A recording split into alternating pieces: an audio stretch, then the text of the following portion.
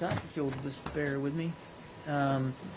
First on the plane crash today with Brazil's athletes. We were obviously deeply saddened by the news of this crash outside Medellin, which claimed dozens of lives, including many members of the Brazilian Chapecoense soccer team. We are in communication, of course, with Colombian authorities and will provide assistance as requested. As I'm given to understand, the NTSB has been asked for some assistance and will be mobilizing to provide whatever is required. Obviously, our thoughts and prayers are with the families of the victims and with all the people of Brazil today as they deal with this very difficult news. On the Secretary's call list, I want to point out, I think you saw it, I put out a statement, but I would like to reiterate today that the Secretary spoke with Ghanaian President John Dramani Mahama of the ruling National Democratic Congress Party and New Patriotic Party presidential candidate Nana Akufo-Addo in advance of Ghana's elections on the 7th of December. The Secretary underscored to both candidates the need to ensure a peaceful and fair electoral process and post-election period, including by publicly pledging to reject violence and address any issues through the judicial system, and calling on all of their supporters to do exactly the same. He also urged both candidates to attend the December 1st Peace Summit in Accra. The Secretary cited Ghana's position as a leading democracy in Africa and recognized the long history of close relations between the United States and Ghana. He stressed our desire to continue to advance our shared priorities with whoever prevails in Ghana's election. Finally, a travel note. The Secretary will be traveling to Rome and Vatican City on the 2nd and 3rd of December, that's later on this week, for bilateral meetings and to participate in the Rome-Mediterranean dialogues. In Rome, the Secretary will meet with Italian Foreign Minister Paolo Gentiloni to discuss cooperation on a range of regional and global issues, including Libya, Syria, Iraq, and, of course, the enduring strength of the transatlantic alliance. At the Rome-Mediterranean dialogues, the Secretary will work with other senior leaders to deepen cooperation on a range of challenges and opportunities across the Mediterranean region, including advancing the dialogue's vision of a positive agenda in areas such as entrepreneurship, innovation, and people-to-people exchanges. In Vatican City, the Secretary will meet with Holy See Secretary of State Cardinal Pietro Parolin to discuss international issues and peace efforts, including the humanitarian situation in Syria, violence in Ukraine, and the ongoing dialogue in Venezuela. So a busy end of the week for the Secretary. With that, Brad. Can we start with Syria? Sure. There's been more attacks in eastern Aleppo, reports of at least 20 people killed. On the other hand, the Syrian government says it's trying to step up vetting of those fleeing to make sure the people, civilians can pass and extremists can't. What is your take on the situation? Well, broadly speaking, obviously we continue to decry the violence and the bloodshed in Aleppo and the continued efforts by the Syrian regime to reduce the city to rubble in an effort to retake it. Still no humanitarian aid has gotten in. Still so many civilians are afraid to leave and afraid to stay. Afraid to leave because they could be taken on the road out. And you talked about vetting. I can't speak for the quality of their vetting, but clearly past actions by the regime of civilians trying to leave and the bloodshed that they have suffered, the attacks that they've come under, make them scared to leave. They're scared to stay because the bombs continue to drop. So we've seen these kind of calls before for being able to leave and safe passage that have not turned out.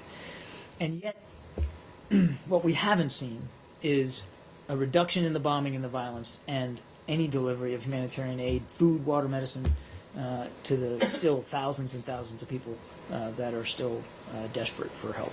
Has there been any progress in either of the tracks of the Geneva talks, either on the aid front or on the Aleppo cessation of hostilities? Sadly, I'm not able to report any tangible progress in those talks. They do continue, and as I said yesterday, we wouldn't still be at the table in this multilateral format if we didn't think it was worth it, but I don't have any progress specifically to report out today. And then any further interaction or telephone calls between the secretary and the Russian foreign minister? No, nothing additional. Hasn't spoken to him since Tuesday.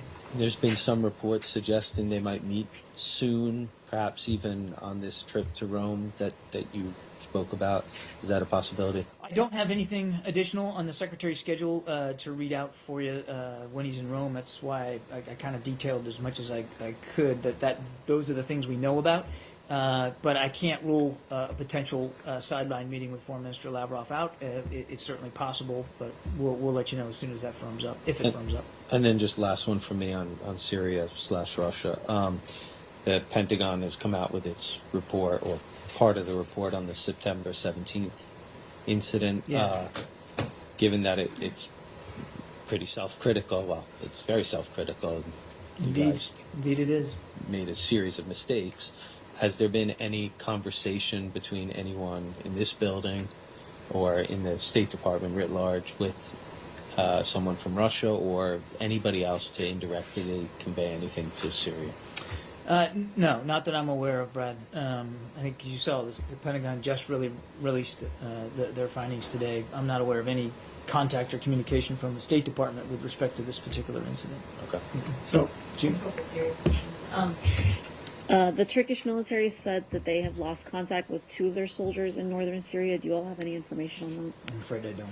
Okay. And then on the issue of just contacts with Russia, aside from Secretary Kerry, have there been any other kind of bilateral contacts, either face-to-face or otherwise, between U.S. and Russian officials? No, not that I'm aware of. Nothing that I'm aware of. And as I said, when it comes to Syria, the suspension of U.S.-Russia bilateral communications, specifically with regard to the cessation of hostilities in Syria, is still in place. So there wouldn't normally be any such, bilateral engagement. That doesn't mean that there isn't possible to have conversations, and the Secretary continues to do that. But I'm not aware of anything beneath his level bilaterally with Russia with respect to what's going on in Syria. you expressed concern in the past about uncoordinated Turkish activity in this area. As you understand at the moment, is the Turkish operation in northern Syria in coordination with the coalition against ISIL, or are there still operations going on by your Turkish partners that are not coordinated with your activities? Well, caveating this with a very frank admission that I am not privy to Turkish military operations on a day-to-day basis. We continue to be concerned about uncoordinated military activity in that part of Syria. We want activity against Daesh to be coordinated and part of coalition efforts. I'm not aware that any recent activity by Turkish forces fit that mold, but I would strongly urge you to consult with my Defense Department colleagues and with Turkish military officials. I'm a bit at a loss because I don't follow their tactical operations day to day. Yes, just on the Syria situation. So, in the absence of direct contact with the Russians, what are you doing? I mean, are you just waiting for Eastern Aleppo to come totally under the control of the Syrian regime before you take anything? I think we've talked about this. I mean, a lot. I understand your position on Syria, but I'm saying in this period, over the next, let's say, week or couple weeks, as most analysts expect that Eastern Aleppo will fall completely under the control of the Syrian army. What are you doing in the interim and during this period? We continue to engage multilaterally in Geneva to try to get a framework for a cessation of hostilities that can be enforced and sustained, particularly in Aleppo. That is the effort that we continue to pursue. And every day, I get up here and I continue to talk about our deep concerns about the actions of the Assad regime and of the support they get from Moscow to do exactly what they're doing. We've said, and I think this is what you're getting at, but let me just restate it for the sake of restating it, that our firm belief is that there has to be a political solution to this civil war in Syria, not a military one. And so if you're asking, what additionally we're doing, we're putting as much energy and effort as we can into trying to reach that political solution, trying to get a cessation of hostilities and humanitarian aid so that you can create the conditions for political talks to resume, because that's the right way forward. Obviously, the Syrian regime has other ideas, and they continue to bomb and to gas and to starve their own people. And what we've said from the very beginning is that all that's going to do, that strategy, a strategy, by the way, which finds obviously it finds purchase in Moscow because they're continuing to back and support the Assad regime. But all it's going to do is attract more extremists to Syria. All it's going to do is prolong, not hasten the end, but prolong the civil conflict in Syria. And therefore, all it's going to do is prolong the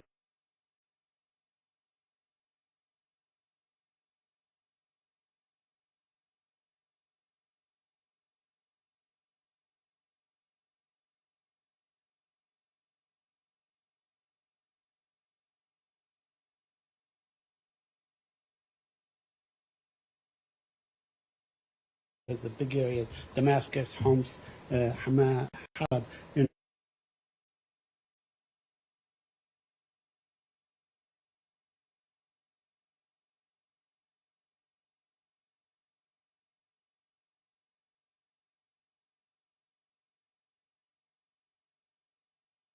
and I know we're focused on Aleppo, is going to be through the UN, because that's the right way to do it.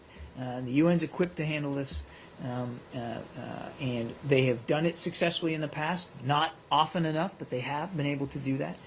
Obviously, you need cooperation from the regime and from their Russian backers to be able to get that aid delivered safely and securely and into the hands of the people that need it. And even when aid has made it to some of these cities and towns, some of the ones you mentioned, we've seen Syrian soldiers at the very last step ripping out medicine and not letting it go forward.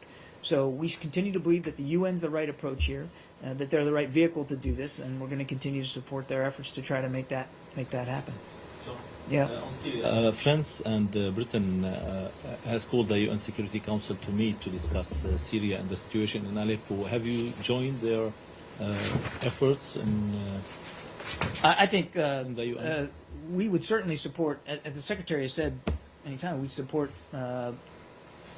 good ideas from every quarter when it comes to trying to solve the conflict in Syria. So I'm not here, and I'm not able to announce any specific U.S. Participation in this effort, but we're mindful of the proposal made. We are supportive of the UN taking that up as a matter of discussion, and we'll see where it goes.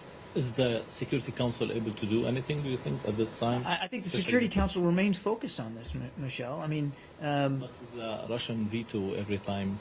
well, I can't speak for Russia's vote here. We're not unmindful of the fact that they sit on the Security Council and that they have a different view of how to move Syria forward. Certainly a different view of late, anyway.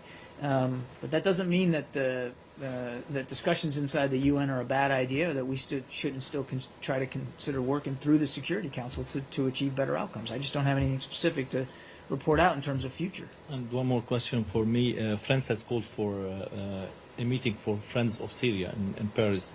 Will the U.S. attend this meeting? I don't have anything to announce or to speak to at this point. I've only seen some press reporting of this idea. If that changes, we'll let you know. Thank you. More? The Palestinian Are we done on Syria? Are you on Syria? No, I'm on Yemen. Yemen.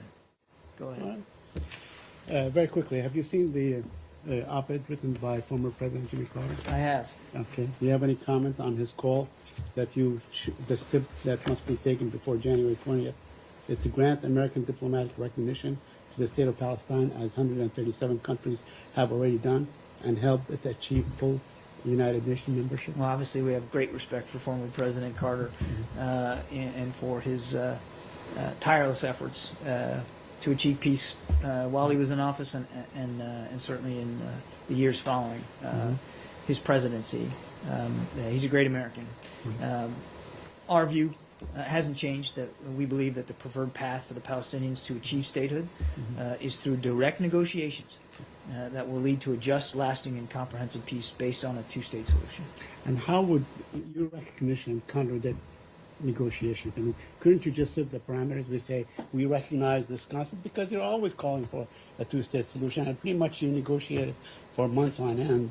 Basically, things are, pretty outlined, so to speak, pretty delineated, right? I'm not sure I understand the question. Okay, the question is that, in the U.S. vision, there is a concept of what this state should look like, correct? The Palestinian state that you are calling for. We want a two-state solution. You want a two-state solution, but there is a geography that you have in mind for this We Palestinian have made clear our state concern to about emerge. settlements. Right. Okay. So, all right. So why not then, pursue what he's suggesting, that you the principle, you recognize the principle of Palestinian state, and you join the 137 other countries. Again, our position is that recognizing the Palestinian state before negotiated settlement, would be premature. So, do you expect negotiations to sort of, to start up again anytime soon? We would, I think, obviously, we would welcome a resumption of the negotiations. We've long said that, but in order to get there, you have to see tangible leadership on both sides to ratchet down the rhetoric and to reduce the violence and to show a willingness to sit down and have discussions about a two-state solution. That hasn't been the case. It's not expected to happen in the next 6 weeks, is it? Okay, I have one last question. I was struck by what the Secretary of State said today in his remarks. He said, when he concluded this 4-year effort by saying, quote, you can lead a horse to water, but you cannot make him drink. Is that the conclusion of the Secretary of State, that this is we give up, we are at the end of this process? Yeah, look, I saw your tweet, Saeed. I think slapping a bumper sticker solution onto what he said grossly overstates what he meant. What he meant was exactly what I just said to you, that we need to see the leadership on both sides take the kinds of actions to realize a two-state solution, to commit to a willingness to sit down and have those kinds of discussions and to affect those kinds of negotiations. And his point was exactly and succinctly right. You can lead the horse to water, but you can't make him drink. You have to, ultimately, and we've said this time and time again, you have to see leadership exuded and demonstrated there, in the region. They have to be willing to get to this two-state solution, or it's not going to be sustainable. And I think if you go back and look at the transcript of his remarks, you'll see that he expounded on that thought in almost exactly those words. Okay? Yeah. Wait a minute. I'm going to stay in the Middle East if that's okay. Go ahead. On Yemen, Secretary of State Kerry said during the Women's Foreign Policy Group that in the days ahead, there'll be more progress to announce regarding the solution to the conflicts in Yemen. I wonder, do you have any update on that, or any readout of phone calls between Secretary Kerry and his counterpart in that region?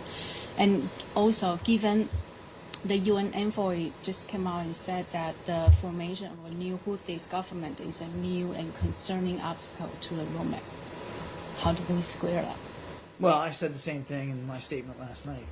And obviously we don't find that action conducive at all to trying to get to the kind of negotiated political solution that can matter for the Yemeni people.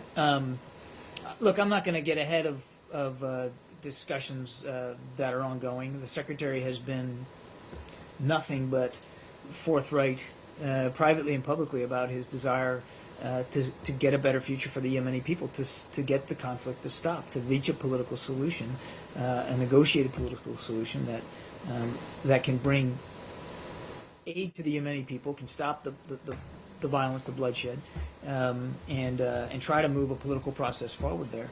And he's working it very, very hard, as he is in Libya. Now, in Libya, we have a government of national accord that is internationally recognized, but they are still challenged by extremists in Libyan territory. And there's a lot of work to be done there as well to solidify this sitting government. And again, he will, for every day that he remains Secretary of State, continue to work this very hard. I just don't have anything to read out to you or to announce or to speak to specifically with respect to that.